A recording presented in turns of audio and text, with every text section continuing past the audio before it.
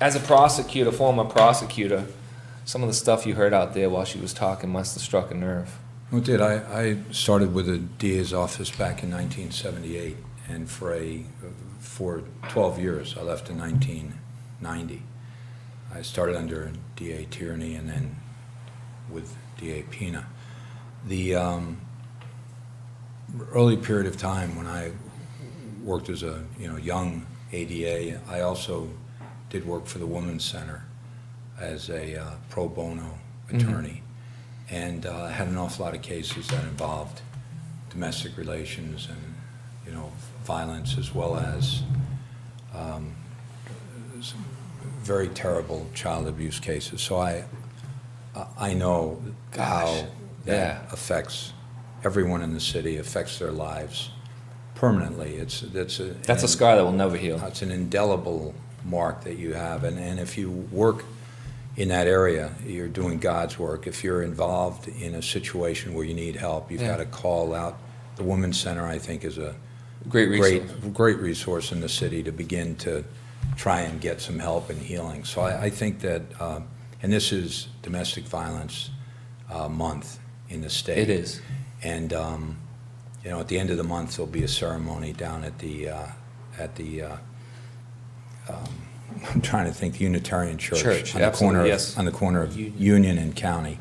I hope everyone gets there. Watch the newspaper. It's usually the last week of October. It's important to go and express your support. The other thing is that it usually starts with a march from City Hall to the Unitarian Church. I'd urge everyone to watch again the newspaper and make sure that you get there and express your support for victims, as well as the kids who are victims, even if they haven't been actually her assaulted children, in some I didn't way. get into that if they were abused or not, but that what they saw was enough abuse for any human being to be scarred for life. Let's start over. I'm sorry, this was such a powerful segment that I understand. You came in right after that, and it's just a topic that we can go on and on about. I do really believe that Jen saved a few lives tonight. Oh, no doubt. I promise you she did. Guys, New Bedford Guide, we have a special guest. I should have started with this. The way it works is we fly in guests. They just come sit in the next chair, and we're live. I didn't get to properly introduce our next guest. Distinguished man in the community. Mayor Lang was the 37th mayor of New Bedford. He served from 2006 to 2012, and many do believe in the city that if he wanted to, he could have still been mayor. What made you decide to step away at that time? I always felt that I had term limits in my head, and I knew, I've always been in the private sector. I did public service, as I said, with the DA's office. Yes. I've done a lot of pro bono work, so I believe in public service. I thought the city was at a crossroad. I thought we had some very, very difficult issues, and there was a mayor's race that involved. I think when I got in, I was the 12th candidate. I got in very late. I got in at the first full week of August, and the primary was maybe 6 weeks later. The general was a month after that. I remember that vividly because at the time, my ex-girlfriend at the time grew up with your son, and she helped out with your children were very involved and got the youth to vote for you at the time. Yeah, we had a lot of help. I Yeah. appreciated that very much. And tell your ex-girlfriend I said thank We you don't very talk much. now, but she's a great person, and I'm sure your son has. So at some point, though, I think I decided that I thought I could drive the debate. I could talk about issues that I felt people in their kitchens were talking about. Absolutely. And just move the race. I didn't know that I was going to win, but I wanted to move the race. I wanted people to understand that one major issue that brought me in was crime. So I wanted people to understand in the community that if crime happens anywhere in New Bedford, it affects all of us. Absolutely. So you can't segregate it by neighborhoods and say, well, it's not happening to your kids or your neighborhood or your family, so don't worry about it. If it happens to anyone, it happens to everyone. And I basically thought that this is an issue that needs to be discussed, brought to the forefront, and we need a safe city. We need to have our kids out at school, in the streets, safe. We need our grandparents safe. We need ourselves to be safe. Public safety is the number one responsibility of a local government. Yes, sir. And you have to start, I believe in 4 legs of a table, Chris. So I believe that the city, in any given day, the most important issue may be public safety. But an equally important issue at any given time is education. And then an equally important issue is neighborhood revitalization. And an equally important issue is economic development. And all of that is involved every day with governmental type of policy and services. And it's everything, when I say neighborhood revitalization, it's everything from TVs sitting in front of a house to, improper disposal of trash, to potholes, to lights, to blighted areas, whatever it might be. I think you're defined by your worst neighborhood, not your best. Absolutely. So I need to bring up every neighborhood in the city, right? Absolutely. So I just, my wife and I talked about it. My wife's name is Gig. She's terrific, she's my 99% better half. And said, I would like to get involved in public service and try and drive this debate. And everyone full-heartedly said, yeah, we need to do this, because if we don't begin to make a stand in the city that we live in, believe in, when would you ever do it? So that's why I ran. But I also knew when I ran that at a certain point, I didn't want to become an elected. I didn't want to become a class of people who somehow define themselves by the office they hold. So I figured 4 years, maybe 6, and then I need to get back to my private life. I need to get back to my law practice, to my family, and that's what I did. I'm a firm believer in term limits. The forefathers of our country believed in citizen statesmen, which is what you just described. Well, I don't know how much of a statesman I was, but I'm definitely a citizen, and I definitely believe that everyone needs to contribute. And I also, I thought of it a different way. I thought I had a farm. I'm going to leave the farm, go answer a call, try and help. If I'm elected, I'm going to do everything I can. I'm going to throw myself fully into it, my family, and then I got to get back to the farm. Otherwise, you won't recognize me. I need to keep my feet on the ground and be true to who I am, and that's why I said I've got to get back. I commend you on that, because the problem with politics is that the men and women who tend to sign up start with good intention. And I'm not saying all of them fall off that track. But with time in politics, people change. People lose themselves. People lose the vision that they had when they first started. They become jaded by the system. And I commend you, because in my mind, I've never been in politics, but from the outside looking in, I've seen it with local politicians as well as on the national level. You see these guys and they start off one man and one woman, and they become a different man and different woman within years of just turning stale and doing the whole politician thing. So you have to be connected all the time to the voters who absolutely you work for. You have to believe in things other than the quest to rise up the ladder or whatever. I mean, you have to believe in things and you have to stay true, right? But the other thing about it is that I think the status quo is dead. And right after I left office, I gave a talk in which I said, I think the status quo in the U.S., in the localities, the state governments, is dead. We need new models. We're based on a model that existed in literally the middle part of the last century. Yes. And it worked great. Those models work great. But now you've got a situation, 21st century, totally everything's different, changing dramatically, including our demographics. We need to have a society that is responsive to the conditions we have in the country and move forward again.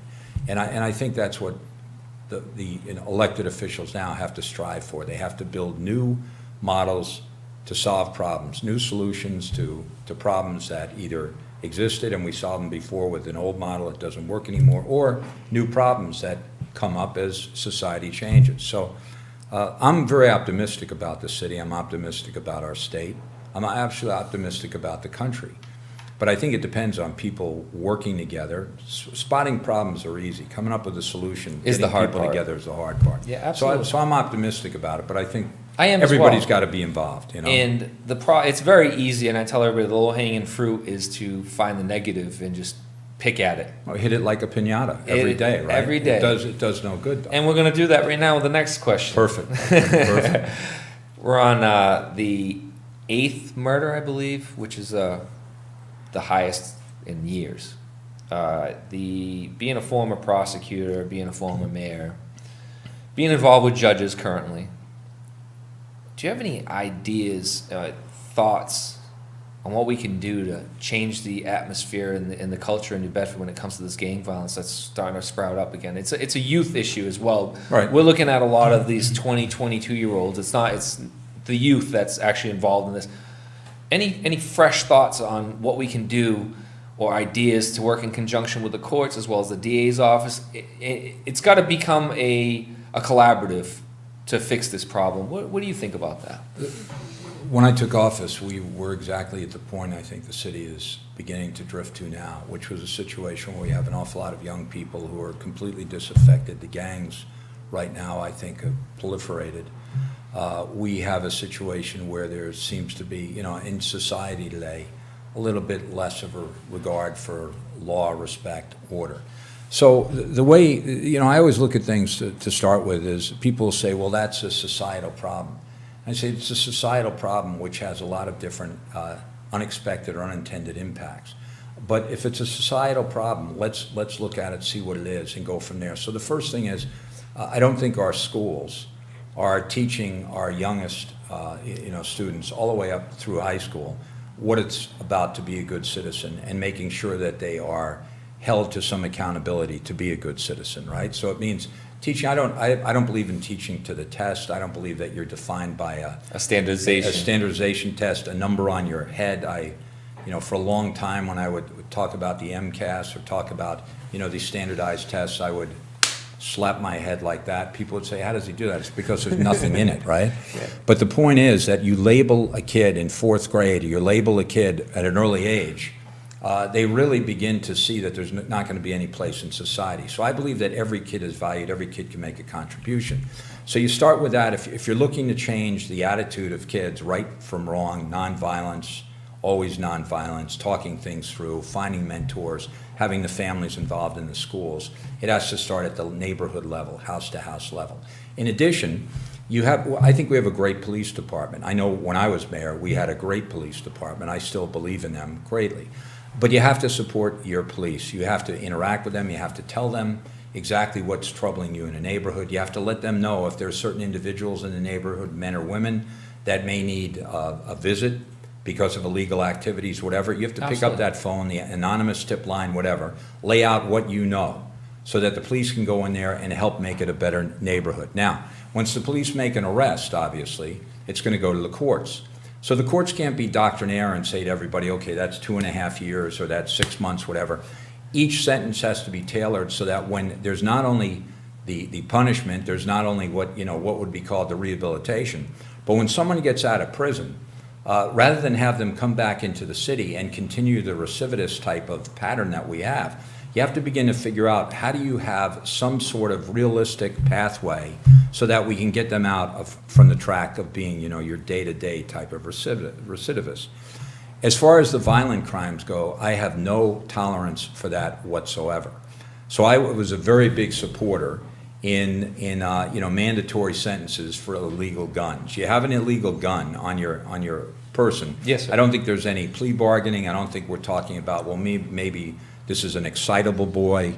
We shouldn't pile on. You got an illegal gun. It's an on and after, no matter what. What do you think about bringing in the feds on all gun charges into the city? Well, I don't know that having the ATF working in conjunction, get like the Attorney General's office federally involved. They used to do it. Right. In certain states, but then it became that they're treating certain communities indiscretional and almost racist fashion. So how I would answer that is simply I believe in every alphabet agency in law enforcement working together with our local police, getting intelligence information from our sheriff's department, working with the state police or ICE or alcohol, tobacco, firearms. Working with the AG's office, the U.S. Attorney's office, wiretaps, whatever it takes to break the back of organized crime within our city. Now, organized crime, you think of, Elliot Ness, but the fact is that if you're out there, you have a drug distribution network, you're involved in organized crime. But not every case is going to be the kind of case that the U.S. Attorney's office is going to be able to take and say we can prosecute. There's no excuse for our own DA's office, for our own AG's office, not to be able to take an illegal gun type of a crime and make sure you prosecute it right through the end. You got to get guns off the street. You got to, quite honestly, you have to get illegal knives off the street. Yeah. I mean, you know, these quick. And we just had a murder with a knife, so. Right, the quick disposable type of weapon, you really have to keep your eyes on. The police on a day-to-day basis, I think, do a great job. I see them constantly. I know a great majority of the department. They do a great job.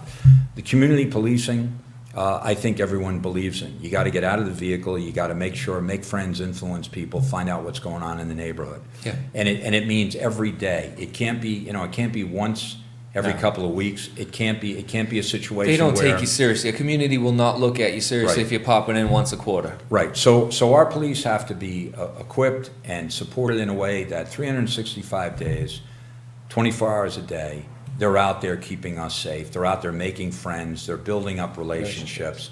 And you're isolating the people who are involved in A, criminal enterprise, and then B, the people who would be willing to, you know, hold a gun to somebody and pull the weapon or plunge a knife into somebody. So I think it's a law enforcement issue when it comes to that level, but it's a societal issue from day one. When the boy or girl is brought home from the hospital, you want to have a decent family unit, you want to have a decent school system, you want to have social services involved so that you produce great citizens. It starts at home, and I've been pushing this. I'm going to run out of time tonight, so my murder monologue, as I called it, really it's a rant about how society's not responsible to raise your children. People, the family structure and the lack thereof is what's to blame for these young people nowadays. It all starts at a young age, and it's a generational issue where we're already on the third generation of fatherless sons, and it continues. It's a snowball effect. And the interesting thing is, in a place like New Bedford, it's not defined by a demographic. It's defined basically by a poverty level.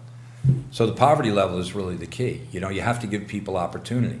If I tell you there's probably never going to be an opportunity for you to have a legitimate job, but I'll send you a check each month, doesn't make a lot of sense to me. No. Everybody should be valued. Everybody should be involved. So it's, put it this way, you and I tonight can't resolve the violence issue in the city, No. but I'll tell you right now, the people can. And if you know what your son or daughter is doing and you know who they're involved with and you don't think it's right, sit down and talk with them and then pick up the phone. And you're saving somebody's life if you pick up the phone. You're saving your own kid's life, probably. Whether it's your pastor or whether it's a police officer or whatever, and say, you got to sit down and talk to my son or daughter. We have a real issue here. Absolutely. You know, I used to give a speech real quick where if you have a gun, your actuarial table goes way down. If you have a knife, it goes way down. If we send you to Walpole, it goes way down. So if you really care about your kids and believe that, you know, that you want them to live long, fruitful lives, you got to make sure that they're good citizens. Hey, Asaya, I got a question for you on this topic. Being a young man, I brought you onto this show to hear your perspective when we have guests like Mayor Lang. The whole stop snitching stuff that went on during his term.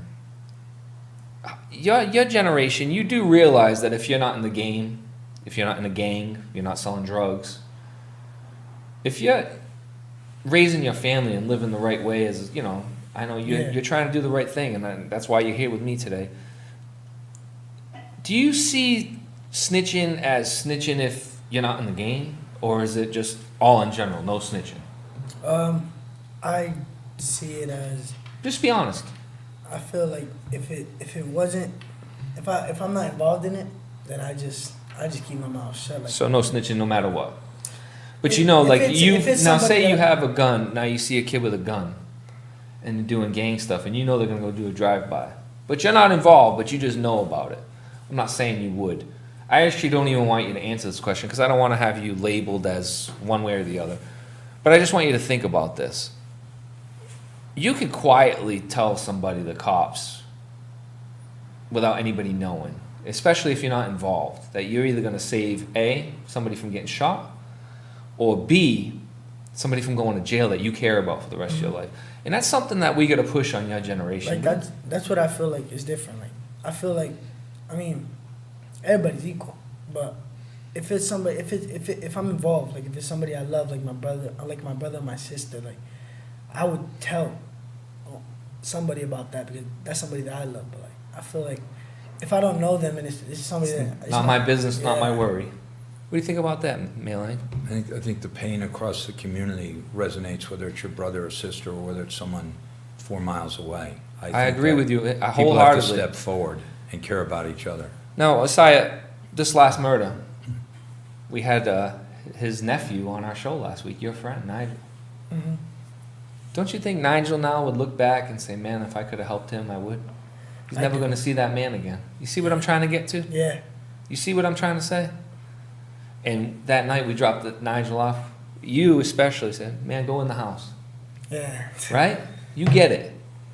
There's nothing good out there, man. You got to take that road that we're talking about as a youth in New Bedford and really push it on your friends and be a man about things. And the guy down the street that you don't care about, someday it could come back and affect you. That's what you don't realize as a youth. You know what I mean? Right now it's like, oh, it's none of my business. But it could be your business. It could be his son that you're friends with later that gets affected by it, or my son that you're friends with my wife and I'm friends with you. Imagine that now. Yeah. How would you feel? You got to get that through your generation. You got to become a leader and show. We got to need more guys your age to do what we're talking about. Yeah. Let's move on, Mailing. You talked about the police, and it seems like you're an advocate for the police. But part of the issue with the police is the funding. They're down a lot of officers. Your ideas of community policing involve a lot of man hours and a lot of time and a lot of specialized units. Are there any savvy ways that you can, the city's budget's strapped, you know that, you've been there before, that we can get more funding and not jeopardize funding from the feds? First of all, when, unfortunately I was mayor during the very, very difficult recession, right? But my feeling is that you set priorities in your budget. So police, fire, EMS are going to be a number one priority for you because that's that whole public safety area, and those are the people you want to make sure that if I'm asking people to pay taxes, I'm going to make sure that we can protect them. I'm also going to make sure that we can, secure their property, their lives if there's a fire or, God forbid, medical emergency. So I think you stack up your priorities. But I also can tell you that there seems to be a discussion in the past, few years that we shouldn't rely on federal aid. And I sit there and I say to myself, the federal money is our money. We send it to Washington. If I'm not the priority, it's supposed to come back down to us. Yeah, I want that money. I want a percentage of that money to make sure I can do police, fire, schools. I send a lot of money to the state. I want to make sure I get it back for schools. I want everything that I need, if I'm the mayor of the city, to make sure that the city is safe, prosperous, has good education, right? And I don't need it by saying, okay, we'll send more money to the state or the Fed. They can waste their money, and then we'll tax you higher. In New Bedford, I don't believe in it. I don't believe in 2.5. I think the budget is how you set the budget. I read things where people say, well, there's only 14% or 16% in the budget that's discretionary. That's nonsense. The only thing that I know of the budget that we have to absolutely pay for are things like pension, health care, and then our bonding requirements, whatever they might be. And then the rest of it basically is discretionary. You decide, you make specific decisions. You have a net school spending. I completely agree with the mayor that the net school spending formula is outdated.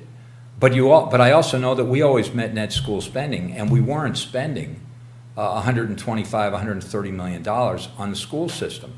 And you lose control. When you send money to an independent department, you lose control of how it's spent. That's all taxpayer money, though. So I think there's no excuse to say, well, we can't afford police, we can't afford fire, because that's really when it all comes down to it. Talk about people with regrets, right? Your city government doesn't fund its police or fire or EMS appropriately. That'll be the biggest regret you ever have. Well, they already are. Well, it's got to turn around. I used to say that I will take the king's ransom that we have in this city and spend it to save lives and preserve property. And that has to be the number one priority. People band together for safety. That's why we have government. You got to put your money to make sure people are safe. And the challenges today, every day they change. So you have to make sure that you are anticipating, you're equipped, and ready to protect people. And it's definitely fluid. I mean, you said you got to provide. The current administration is shutting down blackouts, they call them, for the fire department. Right. So during the recession, I had to do the same thing. The thing I don't believe in, though, is nighttime blackouts. I never did it, ever. because everything changes. Every intangible changes if you shut down a fire station at night. It changes for the citizen, it changes for the firefighters. So a daytime brownout or a daytime shutdown of a piece, you can work through. Firefighters aren't happy about it. I wasn't happy about it, but you can work through it. Once it hits, dusk. That's it. You can't shut it down because you can't predict what's going to happen. In a black the night time in fighting a fire. We had a horrible turnout, 9.4% voter turnout for the last primaries. I had Manny DeBrito, who lifelong resident, was trying his hardest. He's new at the job. Right. Him and I are actually meeting next week. Mind you, I'm not even a New Bedford resident, but we're going to meet next week to try to figure out what we're going to do to get those numbers up. I've called several legislative members of this area region, city councils, Brian Gomes I've talked to, other people. What are we going to do? All right, so first, I want to tell you something that's really important, and that's that I don't know that 9% turned out. The turnout was way too low, but I don't know that we have 57,000 people registered in our city. Like I don't think we had 55 when I was mayor. The list, in other words, if you start with that large number, whatever the turnout is, it's going to be different than if you actually had the actual number. So we have a turnout problem. But it drives me nuts when people bank on the turnout, the low turnout number, when I don't really know if it's that number whatsoever. In a big election, it means something. So they say, well, even in the presidential election, we only had a 57% turnout in 2016. If the number is inflated, though, our turnout might have been 65, 70%. Who the heck knows? So rather than focus on the number, let's focus on the problem of turnout, because everyone should vote. It's our number one civic responsibility. It is. If you're an American citizen, you got to go down, register to vote, and then you have to turn out to vote. You have to educate yourself on the issues and go vote. So why don't people vote? One way you can say is, well, it's not convenient, but we're open 13 hours. And if you can't take your kids and run down to the polling place, and they're all over the city, right? So if you can't get to your neighborhood polling place and vote, it's because you're not focused on the responsibility. If you want to say, if you care how much your taxes are, how your schools are being run, how the police, fire, EMS is being run, whether you think the city's priorities are right, you got to vote. You got to weigh in. You're a stockholder. You got to go vote. You're paying your taxes. You're a stockholder. Exercise your right to vote. That's your say. We have kids all over the world dying to preserve our right to vote. They're our neighbors' kids. They may be our kids. To respect them, you got to go vote.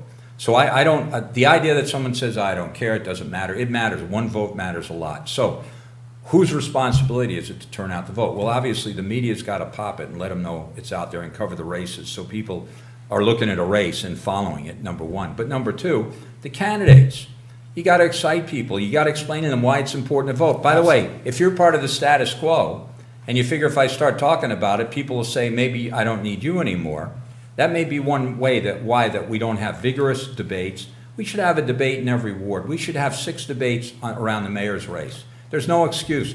When I beat Mayor Kalis, that night I challenged him to a debate in each ward, and we did it. I had 13 debates in 2005. I debated in 7. I debated in 9.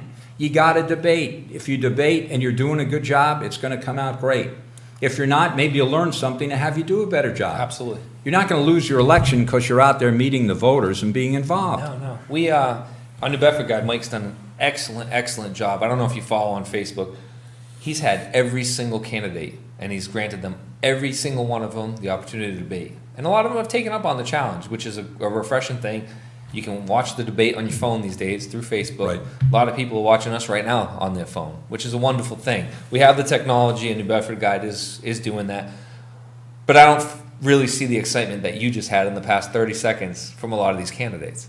It seems like a few of them need some of your fire. I want them. If you're a citizen in the city, I need to know how you feel. The way you can tell me is make an appointment with me, see me on the street, but especially get out and vote. Let me know. Okay, it's a referendum on how I'm doing. So if I'm a candidate, I want to engage the people. And I know you're sincere about that, because you may not remember when you were mayor, I ran into you at Stop and Shop one time, and you gave me a card and you said, anything you need, anything you want to talk about, let me know. And I said, man, I don't even live in New Bedford, and this guy's asking me if I have any input in his city or any questions. I can call him. You must have had a giant grocery order or something. It was amazing. A big extended family. I swear, you needed the 6 boats I could provide. Right. It was. That's what you got to do. You work for everybody in the city. You really. I was impressed. Take that. I'm not joking. I haven't talked to you since. I called you out of the blue for this interview, so it's not like you and I are lifelong friends. I don't know. I know people that worked for you, and that's about as close of a relationship that we've had. Of course, the sad thing is, anybody asks me to give my opinion or try and it was easy. Educate, I'm happy to do it. It was easy, and I think this is a great opportunity, for me to give my point of view on things. I really appreciate you calling me. Oh, that's awesome.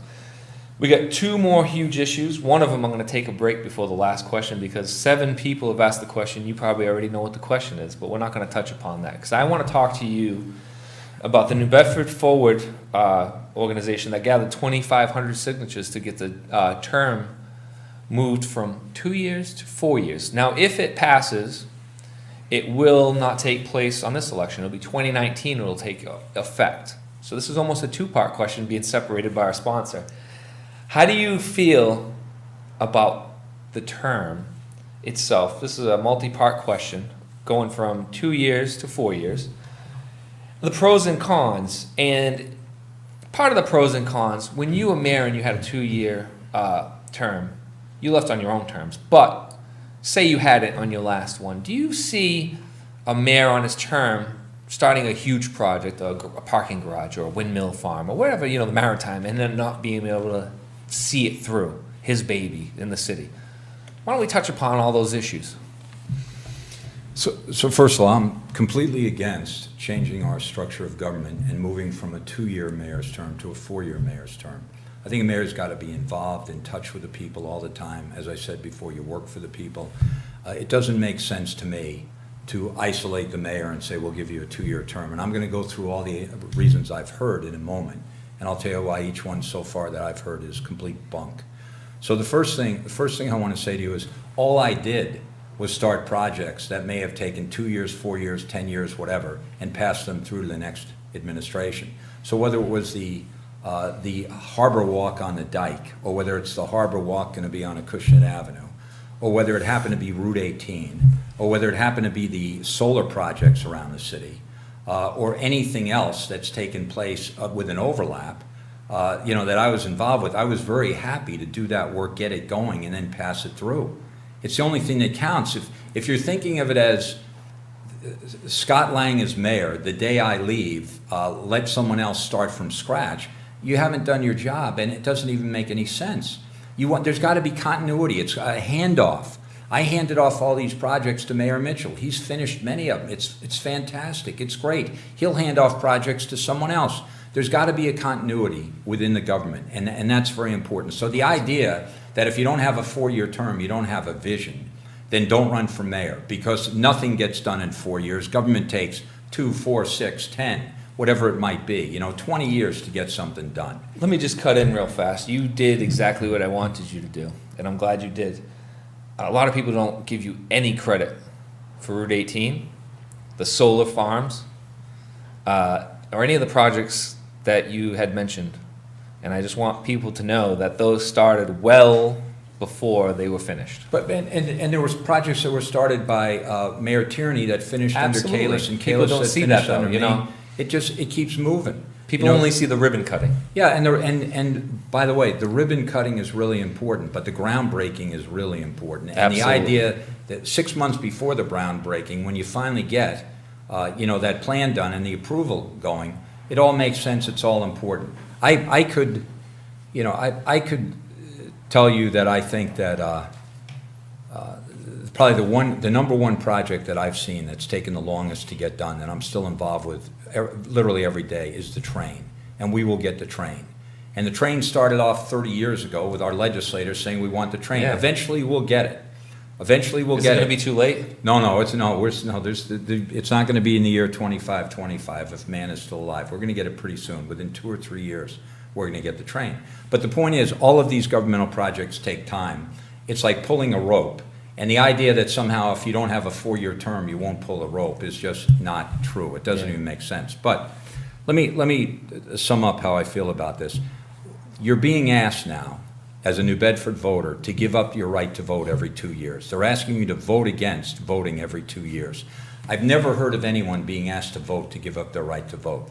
We're talking about low turnout, and they're saying, so why didn't you give up your right to vote so you don't have to turn out? That's not the answer here. And moving away from accountability, from the check and balance between an election and the idea that I'm going to coast is not right. They say, well, it's going to be a situation where you always have to campaign. Well, you do campaign. You do your job every day. That's a good campaign. And people will vote for you. When I ran for mayor, I basically said, you've seen my work. If you think I'm doing a good job, please consider voting for me. Absolutely. If you don't, and no hard feelings. I wasn't born to be mayor. I got elected. I've got to earn it every day. So the idea that you wouldn't earn it every 2 years is not right. The other thing is, which is really important, I think, is that if you think that your mayor right now doesn't go to enough events or doesn't make time for appointments or you don't see him around or her around, what do you think it's going to be like if they're accountable once every 3.5 years to all of a sudden dust it off and say, gee, I have to see the voters again. Neighborhood. Yep. Every day you got to be out there. The idea that they want, and I mean they, because I don't know who collected the 2,500 signatures. I don't know how much they paid for signature collectors, right? When I collect signatures, I basically collect them standing at a shopping center, and it's all volunteers. Absolutely. Okay, I know they went out, they hired a group to go out and collect these signatures. Now, they could have tried to do a back door, which I think would be much worse. So move forward saying, let's do a referendum. Makes me feel like, okay, let's go. Let's do democracy. I'm here today talking about it. I'm completely against it. People have to make their own mind up. Please consider, though, I was mayor. Running for election was not an inconvenience. It's part of the job. It's important. Raising money, if you need money, okay, should be done honestly, transparently, and you shouldn't say, well, if it was only once every 4 years, I wouldn't raise as much. I'd send out a letter and donate the money to the nonprofits. If you're doing a good job, people will vote for you. And people will pay. People will write you a check if they stand behind you. They'd be happy to, and it should be limited in number, and it should be completely transparent. Absolutely. And it should be within the city itself. There is a union loophole right now that's actually just got Mass Physical Alliance, our last guest, just finally got it. The Supreme Court in Massachusetts just accepted the union loophole case, which let people, you know how your employees aren't supposed to donate so much? Well, the union guy ran for office, and then the union was giving him $15,000, you know, and it was... You can't, it's I'm not against transparent. bundling. That's not, that's bundling. Yeah, absolutely. you can't bundle.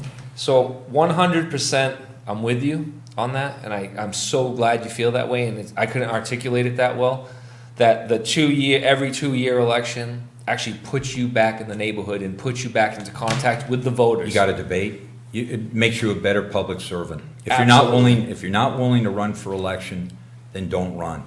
Absolutely. I'm going to cut you off right here. I'm going to run an ad, but I'm going to tease it first. The question that myself, you and I have discussed it over the phone yesterday, and everyone else is asking. I got 15 questions here. Well, are you going to run again? They're going to ask me if I'd pay a lot for a muffler. All right. No.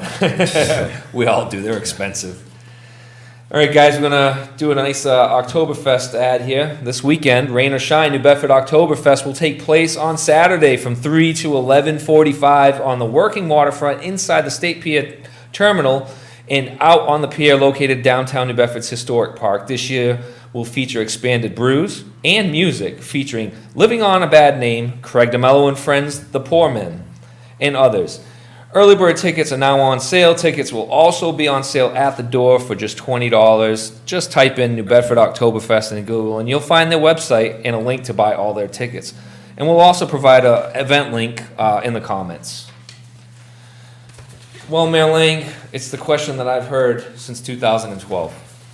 I talked to many people in the city. I'm friendly with your old chief of staff and all his friends. Great person. We're actually doing work through the court for his thing that he's opening up over at... Don't hold him against me, please. He's a great, great man.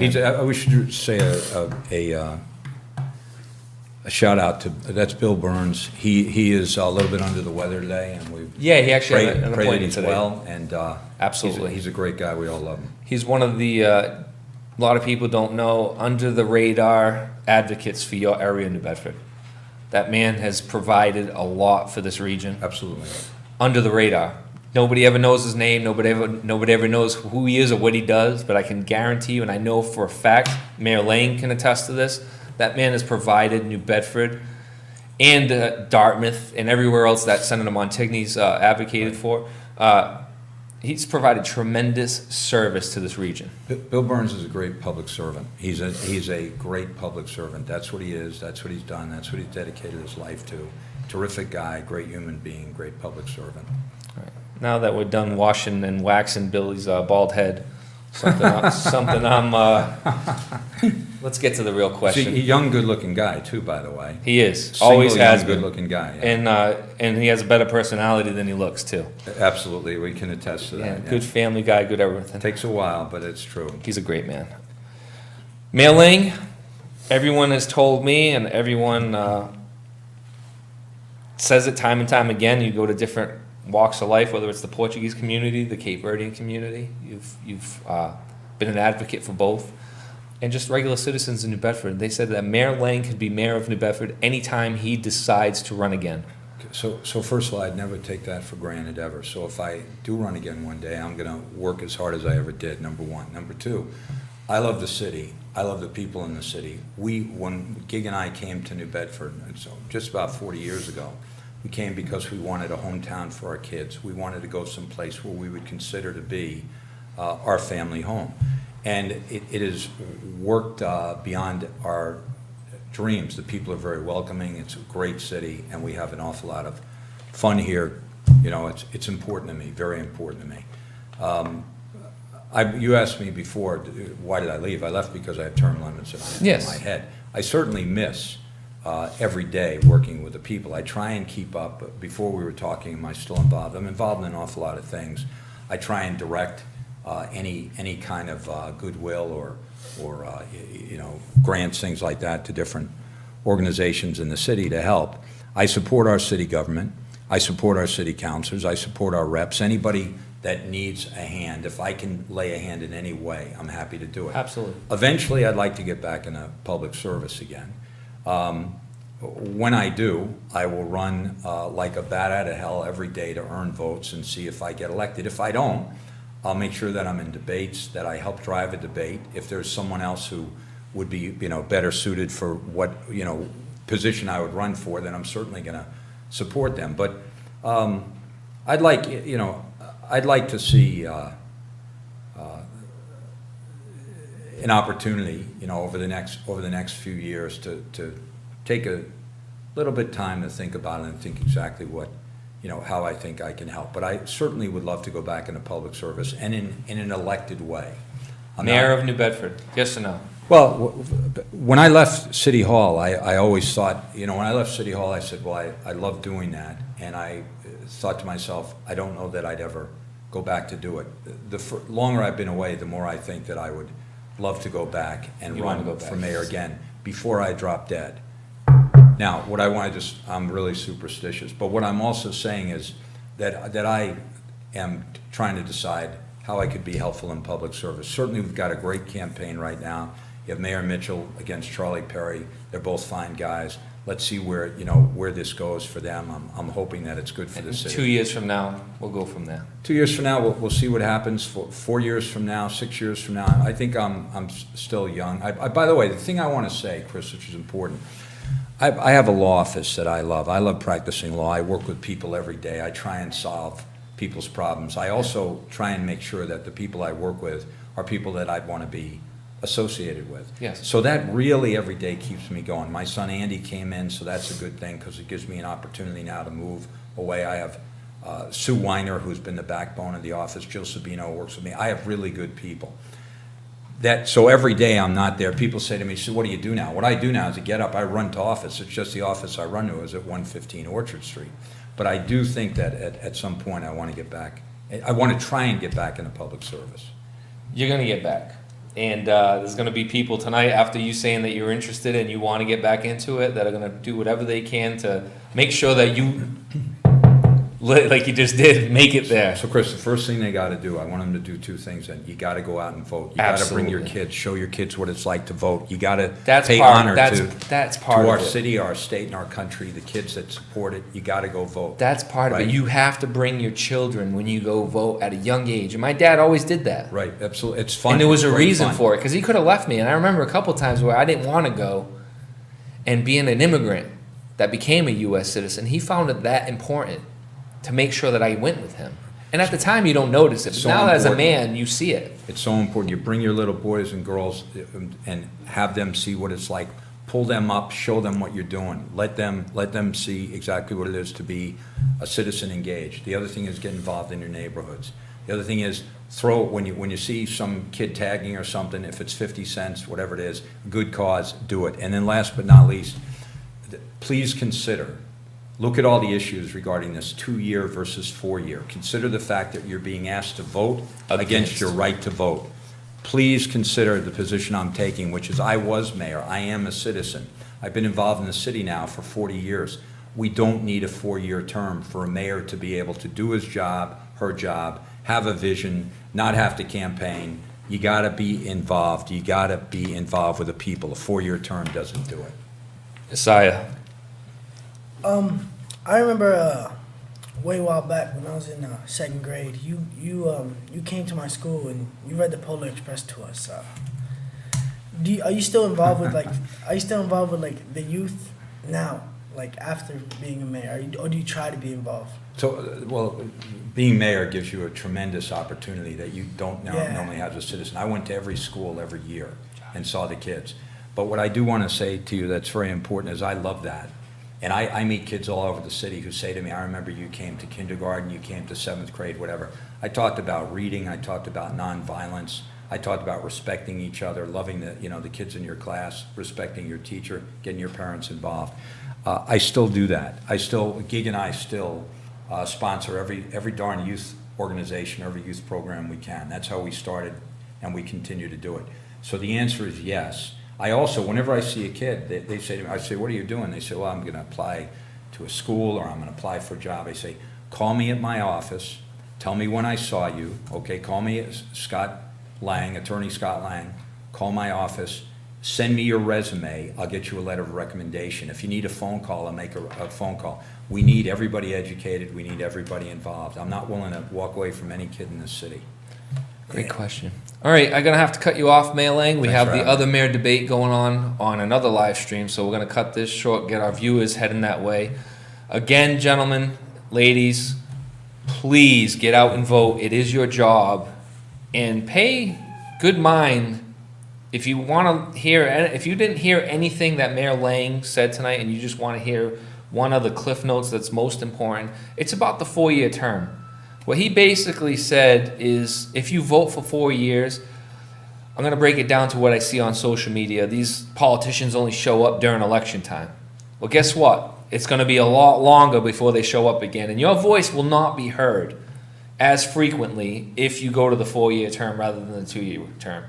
It's not going to save a ton of money to the city. Don't let them push that idea on you. And it's going to keep politicians more in check, which is what we need to do. And as far as I'm concerned, term limits would be great, but we're already pushing the limit on that. Let's keep it at 2 years, and I do agree with the mayor on that one. Mayor Lang, thank you so much.